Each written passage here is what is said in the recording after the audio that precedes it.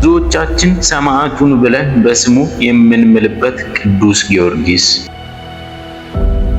መደቡ ከገዢዎችና ነገስታት ወገን ቢሆንም ለክርስቶስ ፍቅር ብሎ በ27 ዓመቱ ከ3 ሞቶች ተነስቶ በአራተኛው ሞት ፍጹም ሰማዕት የሆነው ሊቀ ሰማዕታት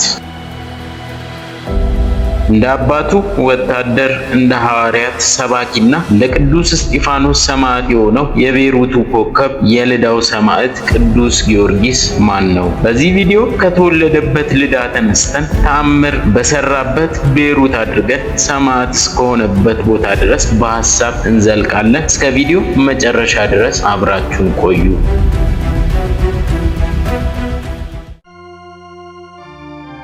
ጊዮርጊስ ማለት የሃይማኖት ገበሬ ማለት ነው። ኮከብ፣ ብሩህ፣ ሐረገ ወይን፣ ፀሐይ የተባለም ይተረጎማል። አባቱ የቀጰዶቅያ ተወላጅ የሆነ ቅዱስ አንስጣስዮስ ወይም ዞሮንቶስ ሲባል እናቱ የልዳ ተወላጅ የሆነችው ቅድስት ቴዎብስቲያ ወይም አቅሌሲያ ትባላለች። ሁለቱም እግዚአብሔርን የሚወዱ ክርስቲያኖች ነበሩ። አባቱ ዞሮንቶስ መባሉ በሮም ሲሆን አንስጣስዮስ መባሉ ደግሞ በቅብጥ ቋንቋ ነው። አባቱ አንስጣስዮስ የልዳ መኳንንት ሆኖ ተሹሞም ይኖር ነበር። እነዚህ ደጋግ ክርስቲያኖች ጥር 20 ቀን 277 ዓመተ ምህረት በሀገረ ፍልስጤም ልዩ ስሟ ልዳ በተባለ ስፍራ ደምግባቱ ያማረ መልከ መልካም ሊቀ ሰማዕታት ቅዱስ ጊዮርጊስን ወለዱ። ከቅዱስ ጊዮርጊስ በተጨማሪ ማርታና እስያ የሚባሉ 2 ሴት ልጆችንም አፍርተዋል። ሰማዕቱ ቅዱስ ጊዮርጊስ የተወለደባት ልዳ በአዲስ ኪዳን ከኢየሩሳሌም በስተምዕራብ ከኤማውስ ቀጥሎ 15 ኪሎ ሜትር ርቀት ላይ የምትገኝ ቅዱስ ጴጥሮስ ወንጌልን እየዞረ በሚያስተምርበት ዘመን የተባለውን አንካሳ ያዳነባት ሀገር መሆኑ ተጽፏል። ሰማዕቱ ቅዱስ ጊዮርጊስ የ10 ዓመት ልጅ ሳለ አባቱ አረፈ። ከዚህ በኋላ በቅዱስ ጊዮርጊስ አባት ፈንታ በፍልስጤም አውራጃ ሌላ አገረ ገዥ ደግ ክርስቲያን መስፍን ሆኖ ተሾመ። የቅዱስ ጊዮርጊስን ታሪክ የሰማው መስፍኑ ከአንድ ሴት ልጅ በቀር ሌላ ልጅ ስላልነበረው ቅዱስ ጊዮርጊስን ወደ ቤት ወስዶ እንደ ልጁ አድርጎ በእንክብካቤ ያሳድገው ዘንድ እናቱን ለመናት። እናቱም ፈቃዷ ሆነ። መስፍኑ እያስተማረና የውትድርና ስልጠናም እያሰለጠነ አሳደገው። ቅዱስ ጊዮርጊስ 20 ዓመት በሆነው ጊዜ የቅዱሳት መጻሕፍትን ትምህርትና ሌሎች ጥበብ የሚሰጡ ትምህርቶችን በመማር ፈጸመ። ደግሞም ፈረስ ግልቢያን፣ ቀስት መወርወርን፣ አውሬ ማደንንም ተምሯል። በስራው ሁሉ ብርቱ ሰው፣ ጀግና ወታደርም ሆነ። በጦር ሜዳም መሪ ሆነ። በወታደር መካከልም በሀገርም በጀግንነቱና በተወዳጅነቱ የሚወዳደረው ማንም አልነበረም። የእግዚአብሔር ጸጋ አድሮበት ነበርና ከብርታቱና ከጀግንነቱ የተነሳ ያየው ሁሉ እስኪደነግጥ ድረስ ዘወትር በግርማ ላይ ግርማ በኃይል ላይ ኃይል ይጨመርለት ነበር። ጦር ሜዳ ወጥቶ ከጠላቶቹ መሃል ገብቶ እኔ የክርስቶስ ወታደር ጊዮርጊስ መጣሁባችሁ ሲላቸው በፍርሃት ተውጠው ደንግጠውና ተንቀጥቅጠውም ይሸሹ ነበር። ጠላቶቹንም ዘወትር ያጠፋቸውና ይማርካቸው ነበር። በሥራው ሁሉ እግዚአብሔር ይረዳው ነበርና። ቅዱስ ጊዮርጊስ በዚህ ሁኔታ ላይ እያለ ያሳደገው መስፍን የ15 ዓመት ልጁን አጋብቶት ሀብት ንብረቱን ለሱ ለማውረስ አሰበ። ነገር ግን ንጹሕ ድንግል ሰማያዊ ሙሽራ ያደርገው ዘንድ መድኃኔዓለም ኢየሱስ ክርስቶስ ይህን ጋብቻ እንዳይፈጽም ለቅዱስ ጊዮርጊስ አመለከተው። መስፍኑ በዚህ ሐሳብ ላይ ሳለ በእግዚአብሔር ፈቃድ አረፈ።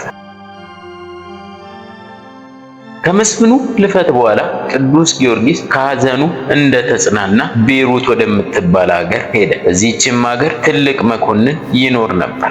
ሀገሪቱ በኢያሪኮ ዳር የተቆረቆረችና በሮም አንጻር የተሰራ ቅጥር ነበራት። ግንቧም እንደ ሊባኖስ ግንብ፣ በሮቿም በባህር በኩል ነበር። ቅጽሩ ብርቱ ነበርና በየብስም ሆነ በመርከብ ለመጣ ጠላት አይደፈርም ነበር። የቤሩት ሰዎች እግዚአብሔርን የማያውቁ አረመኔዎች ሲሆኑ ድራጎን የሚባል መንፈሰ ሰይጣን ያደረበት ዘንዶ ያመልኩ ነበር። ድራጎኑ ሲያዩት እጅግ የሚያስፈራና እንደ ንስር 2 ክንፍ፣ እንደ ፍየል ፂም፣ እንደ አንበሳ ደግሞ እግርና ጥፍር፣ እንደ ውሻ ጆሮ፣ እንደ ዘንዶ ያለ ጅረት፣ እንደ አዞ ያለ ጥርስ ነበር። እንግዲህ እነዚህ የቤሩት ሰዎችም ለድራጎኑ ሴቶች ልጆቻቸውን ይገብሩለት ነበር። ከብዙ ዘመን በኋላ የሀገሪቱ ሴት ልጆች ባለቁ ጊዜ የሀገረ ገዢው ሴት ልጅ ስሟ ብሩክታዊት የምትባል የምትባል ለድራጎን ምግብ ትሆነው ዘንድ ጫካ ውስጥ አኖሯል። የተመሰገነው ቅዱስ ጊዮርጊስም ወደ ቤሩት ሀገር በደረሰ ጊዜ በጫካ ውስጥ ሲዘዋወር የሀገረ ገዢውን ልጅ እያለቀሰች ብቻዋን ተቀምጣ አገኛት። ቅዱስ ጊዮርጊስም ከዚህ ምን ትጠብቂያለሽ ሲል ጠየቃት። ለድራጎን እንደተሰጠችና ስለ ድራጎን ግብርም አስረድታ ፈጥኖ ከዚህ አካባቢ እንዲሰወር ነገረችው። ኃያሉ ቅዱስ ጊዮርጊስም ሰይጣን ያደረበትን ድራጎንን እንደማይፈራውና አማልክትን ሁሉ የሚገዛ ሰማይና ምድርን የፈጠረው አምላክ ያለ ከዚህ ከተረገመ አውሬ እርሱ ያድነኛል አላት። ይህንን ሲነጋገሩ ድራጎኑ ምድሪቱን እያናወጠ መጣና ቅዱስ ጊዮርጊስን ሊበላው ወደደ። ምላሱን አውለብልቦ መርዘኛ ትንፋሹን ሊረጭበትም ፈለገ። ነገር ግን ቅዱስ ጊዮርጊስ የእግዚአብሔርን ኃይል መከታ አድርጎ ሥላሴ ስም በትምህርተ መስቀል ቢያማተብበት የድራጎኑ ጉልበት ራደ፣ ኃይሉም ደከመ። በዚህም ምክንያት የተፋው መርዝ ጠፋ። ከዚህ በኋላ ቅዱስ ጊዮርጊስ ለድራጎኑ ተሰጣ የነበረችውን የንጉሱን ልጅ ፈቶ ድራጎኑን አስሮ እሷ እየጎተተች እርሱ በፈረስ ሆኖ ከተማ በደረሱ ጊዜ የሀገሩ ሕዝብ ድራጎኑን ሲያዩ እጅግ በፍርሃትና በድንጋጤ ተዋጡ። ሊያስፈጀን ነው ብለውም ይሸሹ ጀመር። ቅዱስ ጊዮርጊስን አምላካችንን ስለምን አመጣህብን ብለውም ጠየቁ። ይሄ ራሱን እንኳን ማዳን ያልተቻለው እንደምን ለእናንተ አምላክ ሊሆን ይችላል ብሎ መለሰላቸው። እነርሱም አምላካችንን አንተውም አሉት። እርሱም መልሶ ካልተዋችሁትስ እንዲጨርሳችሁ ፈትቼ ወደ እናንተ ሰደዋለሁ በማለት ነገራቸው። ይህስ አይሁን፣ ባይሆን ዘንዶውን ልትገድለው ከቻል አንተ በምታመልከው አምላክ እናምናለን አሉት። ከተማ አውጥቶ ዘንዶውን በጦር ወቅቶ ገደለው። ሕዝቡም ይህን ሁሉ አይተው በእግዚአብሔር ስም አምነው ተጠመቁ። ድራጎኑን ከገደለበት ከተማ 2 አብያተ ክርስቲያናት ሰርተዋል። በዚያን ጊዜ በሀገሩ ሁሉ ላይ ስልጣን ያለው ስሙ ዱዲያኖስ የተባለ የፋርስ ንጉስ ነበር። እጅግ ብርቱ፣ በነገስታትም ላይ ስልጣን የነበረው ፈጣሪውን ሳይቀር የካደ እንደ ናቡከደነጾርም ልቡ የደነደነ ንጉስ ነበር። ክርስቲያኖችንና አብያተ ክርስቲያናትን በጽኑ ይቃወምም ነበር። ዱዲያኖስ 70 ነገስታትን ሰብስቦ 70 ጣዖታትንም አቁሞ ይሰግድና ያሰግድ ነበር። በዚህን ጊዜ ቅዱስ ጊዮርጊስም ወደ ንጉሱ ዱዲያኖስ ከተማ በመሄድ ከአላውያን ነገስታት ጋር የሰማዕትነት ተጋድሎን ጀመረ። ሰማዕትነት በቤተ ክርስቲያናችን አዲስ እንግዳ ነገር አይደለም። ዛሬ በእምነታቸው ምክንያት በብዙ ቦታ ሰማዕትነትን እየተቀበሉ ይገኛሉ። ዘመነ ሰማዕታት በቤተ ክርስቲያናችን ታሪክ መሰረት የስደት ዘመን በመባል ይታወቃል። ሰማዕት የሚለው ቃል በሃይማኖታዊ አስተምህሮ ስንመለከተው ስለ እግዚአብሔር፣ ስለ ቅድስት ቤተ ክርስቲያን፣ በአጠቃላይ ስለ ሃይማኖታቸው እውነትን በመመስከራቸው ጀርባቸውን ለግርፋት፣ ሰውነታቸውን ለእሳት፣ አንገታቸውን ለስለት አሳልፈው ለሰጡ፣ በድንጋይ ተወግረው በመንኮራኩር ተፈይተውና በጦር ተወግተው በግዞትና በስደት በዱር በገደል ተንከራተው ላረፉ ቅዱሳን አባቶች እንዲሁም ቅዱሳት እናቶች የሚሰጥ ተጋድሏቸውን የሚገልጽ ቃል ነው። ቅዱስ ኤፍሬም ሶርያዊ ስለ ሰማዕታት መራራ ተጋድሎ በሐሙስ ውዳሴ ማርያም ሰማዕታት የዚህችን ዓለም ጣዕም በእውነት ናቁ፣ ደማቸውን ስለ እግዚአብሔር አፈሰሱ፣ ስለ መንግሥተ ሰማያትም መራራ ሞትን ታገሱ በማለት ገልጿል። ቅዱስ ጊዮርጊስም በወቅቱ ወደ ነበረው ንጉስ ዱዲያኖስ የአባቱን ምስፍና ተቀብዬ ልምጣ ብሎ እጅ መንሻ ይዞ ብላቴኖችን አስከትሎ ቢሄድ ሃይማኖታችሁን ካዱ፣ ለጣዖት ስገዱ ብሎ አዋጅ አውጆ ሕዝቡም ለጣዖት ሲሰግዱ አገኛቸው። እሱም ለአምልኮተ እግዚአብሔር ቀናኢ ነውና በሆነው ነገር በጣሙን አዘነ። ያመጣውን እጅ መንሻ ለነዳያን መጽውቶና ብላቴኖቹን አሰናብቶ ነገስታቱ ከተሰበሰቡበት ቦታ ሄዶ እኔ በኢየሱስ ክርስቶስ ስም የማምን ክርስቲያን ነኝ በማለት ስለ እግዚአብሔር በንጉስ ዱዲያኖስ ፊት መሰከረ። ንጉስ ዱዲያኖስም የቅዱስ ጊዮርጊስን ማንነት ከተረዳ በኋላ በ10 አህጉር ላይ እሾምሃለሁ፣ የማመልከውን አጵሎንን አምልከው አለው። ቅዱስ ጊዮርጊስም እኔ የማመልከው ሰማይና ምድርን የፈጠረውን ሁሉን ማድረግ የሚችለውን የቅዱሳን አምላክ እግዚአብሔርን ነውና ሹመት ሽልማት አልፈልግም፣ ሃይማኖቴንም አልክድም በማለት በሃይማኖቱ እንደማይደራደር አስረግጦ ነገረው። ንጉሱም ተበሳይቶና ተቆጥቶ በቅዱስ ጊዮርጊስ ላይ መከራ፣ ስቃይና እንግልት አጸናበት። በእንጨት አሰቅሎ ስጋውን በመቃጥን አስተፈተፈው። ረጃጅም ችንካሮች ያሉበት የብረት ጫማ ጫምቶ እንዲጓዝ አደረገ። ደሙ ፈሰሰ፣ ስጋው ተበጣጠሰ፣ አጥንቱም ደቀቀ። በዚህም ምክንያት መጓዝ ተሳነ። እግዚአብሔር ቅዱሳንን የሚያጸና አምላክ ቅዱስ ጊዮርጊስን መከራውን ተቋቁሞ ተጋድሎውን እንዲቀጥል አደረገ። እንደገና ንጉሥ ዱዲያኖስ በሰባ ችንካር አስቸንክሮ በእሳት አስተኩሶ አናቱን በመዶሻ አስቀጥቅጦ በሆዱ ላይ የድንጋይ ምሰሶ አሳስሮ እንዲያንከባልሉት አደረገ። ቅዱስ ጊዮርጊስ ሊሞትም ስላልቻለ ስጋውን በመጋዝ አስጠልጥሎ ጨው ነሰነሰበት። ስጋው ተቆራርጦ ወደቀ። በዝግ ቤት ትተውትም ሄዱ። እግዚአብሔርም በእጁ ዳሶ አስነስቶ ገና 6 ዓመት ስለ ስሜ ትጋደላለህ፣ 3 ጊዜ ትሞታለህ፣ በአራተኛው ታርፋለህ ብሎ በመከራው ጸንቶ የድል አክሊልን እንደሚቀዳጅ ቃል ገባለት። ቅዱስ ጊዮርጊስ ሲነጋ ሄዶ ዱዲያኖስን አንተ ከሃዲ እፈር፣ አምላኬ መድኃኒቴ ኢየሱስ ክርስቶስ አዳነኝ አለው። ዱዲያኖስም በጠንቋዩ አትናሲዮስ አማካሪነት የቅዱስ ጊዮርጊስን አንጀቱን ቆራርጦ የሚጥል መርዝ አስማተ ሰይጣን ደግሞ እንዲያዘጋጅለት ጠየቀው። ይህንንም አዘጋጅተው ለቅዱስ ጊዮርጊስ ቢሰጡት ቅዱስ ጊዮርጊስ ስመ እግዚአብሔርን ጠርቶ በጠጣው ጊዜ እንደ ጨረቃ ደምቆ እንደ አበባ ሸብርቆ ተገኘ። በዚህም ምክንያት ይህንን መርዝ ያዘጋጀው ጠንቋይ አምኖ ተጠምቆ ራሱ ጠንቋዩ ሰማዕትነትን ተቀብሎ አርፏል። ቅዱስ ጊዮርጊስን መርዙ አልገድለው ቢል በመንኮራኩር አስፈጭቶ በጥልቅ ጉድጓድ ጥሎት ድንጋይ አትሞበት ተመለሰ።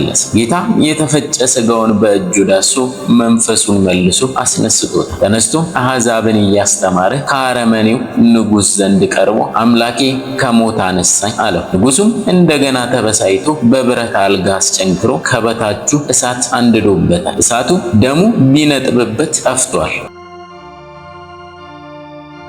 ቅዱስ ጊዮርጊስን ለመግደል ብዙ መከራዎችን ያጸናበት ንጉሡ እየሆነ ባለው ነገር ግራ ተጋባ። በመጨረሻ በመንኮራኩር ፈይታችሁ ከተራራ ላይ ወስዳችሁ ንዙት አላቸው። እንደታዘዙትም አደረጉ።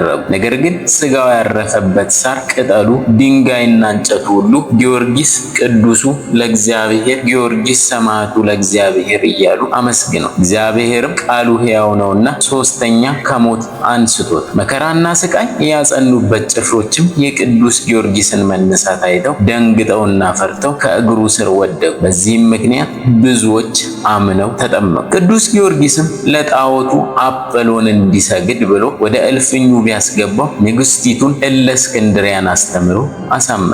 አስቡት እንግዲህ ክርስቲያኖች በንጉሱ ቤት ገብቶ የንጉሱን ሚስት ንግሥቲቱን እስከ ማሳመን የደረሰ ሰማዕትነት። አጵሎንን በአደባባይ አዋርዶ አምላክ እንዳልሆነ ተናግሮ ምድር እንድትውጠውም አድርጓል። ንግሥቲቱ የጊዮርጊስን ኃያልነት የእግዚአብሔርን አምላክነት በአደባባይ መስክራ በሰማዕትነት አርፋለች። በዚህም የተነሳ ትምህርቱን ሰምተው ተአምሩን አይተው ብዙዎች አምነው ተጠምቀዋል። ሰማዕትነትንም ተቀብሏል። ቅዱስ ጊዮርጊስም አላውያን ነገስታት ወደ እግዚአብሔር እንዳልተመለሱ ስለተገነዘበ ወደ እግዚአብሔር አመልክቶ በእሳት እንዲጠፉ አድርጓቸዋል። ከዚህ ሁሉ መከራ በኋላ እግዚአብሔር አምላክ ለቅዱስ ጊዮርጊስ መታሰቢያን ያደረገ በስምህ ቤተክርስቲያንን ያነጸ በመከራ ሁሉ በስም የተማጸነ ሁሉ በስጋ ረድኤትን በነፍሱ ምሕረትን የሚያገኝ ይሆናል ብሎ ቃል ገባለት። ከማህበረ ሰማዕት መካከልም የሚመስል የሚስተካከል የለም አለው። ቅዱስ ጊዮርጊስም ስለ ቤተ ክርስቲያን ፍቅር ሲል በሰይፍ ተቀልቶ በመንኮራኩር ተፈይቶ ወደ እቶን እሳት ተጥሎ ለአእምሮ በሚከብድ መልኩ ብዙ መከራን ተቀብሎ በ27 ዓመቱ ሚያዝያ 23 ቀን ሰማዕትነትን ተቀብሏል። በቤተ ክርስቲያናችን አስተምህሮ ደግሞ ጥር 18 ቀን የሊቀ ሰማዕታት የፋርሱ ፀሐይ የቤሩቱ ኮከብና የልዳው ሰማዕት የኢትዮጵያው ገበዝ የቅዱስ ጊዮርጊስ የዝርወተ አጽሙ መታሰቢያ በዓል ይደረጋል። ይህቺ ዕለት ለሰማዕቱ ዝርወተ አጽሙ ትባላለች። ዝርወተ አጽም ማለት በቁሙ አጥንቱ የተበተነበት እንደማለት። ከላይ ታሪኩን ለመግለጽ እንደሞከርነው ቅዱስ ጊዮርጊስን ለዘመናት በብዙ ስቃያት ሲያስጨንቁት ኖረው በጽናት አሸነፋቸው። 70 ነገስታትን ከነሰራዊታቸው ከማሳፈሩ ባሻገርም በርካታ አሕዛብን ማርኮ ለሰማዕትነት አብቅቷል። እግዚአብሔርም ሰማዕታትን በደም ቅዱሳንን በተጋድሎ ያጸና አምላክ ስለ 7 ዓመት ተጋድሎ ቅዱስ ጊዮርጊስ 7 የክብር አክሊላት አቀዳጅቶታል። በፈተና የሚጸና ሰው የተባረከ ነው፣ ከተፈተነ በኋላ ለሚወዱት ተስፋ ስለ እርሱ የሰጣቸውን የሕይወትን አክሊል ይቀበላል እንዳለው ቅዱስ ያዕቆብ። ቅዱስ ዮሐንስም በራእዩ ልትቀበለው ያለህን መከራ አትፍራ፣ እስከ ሞት ድረስ የታመንኩን የሕይወትንም አክሊል እሰጥሃለሁ እንዲል ቅዱስ ጊዮርጊስ የሕይወት አክሊልን ከብዙ መከራና ፈተና በኋላ ተቀዳጅቷል። በአጠቃላይ እኛም ክርስቲያኖች ቅዱሳን ወዳጆች የሰማዕታት ልጆች ነንና በሃይማኖታችን ጸንተን በእምነታችን ምክንያት የሚመጣብንን ማንኛውንም መከራና ፈተና ተቋቁመን እስከ መጨረሻው በሃይማኖት በምግባር በትሩፋትና በንስሐ እየተመላለሰን መድኃኔ ዓለም ኢየሱስ ክርስቶስ ለእኛ ብሎ በመስቀል ላይ የቆረሰውን ቅዱስ ሥጋና ያፈሰሰውን ክቡር ደም ተቀብለን የስሙ ቀዳሽ የክብሩ ወራሽ እንሆን ዘንድ አምላከ ቅዱስ ጊዮርጊስ በረድኤቱ እንዲጎበኘን እንለምነው እንማጸነው። የቅዱሳንን የሰማዕታትን የነቢያትን የሐዋርያትን በዓልና ዝክር ስንዘክር ተጋድሏቸውን እያሰብን መትጋትም ይኖርብናል። ከሊቀ ሰማዕቱ ከቅዱስ ጊዮርጊስ ረድኤት በረከት ያካፍለን፣ አማላጅነቱ አይለየን። አሜን።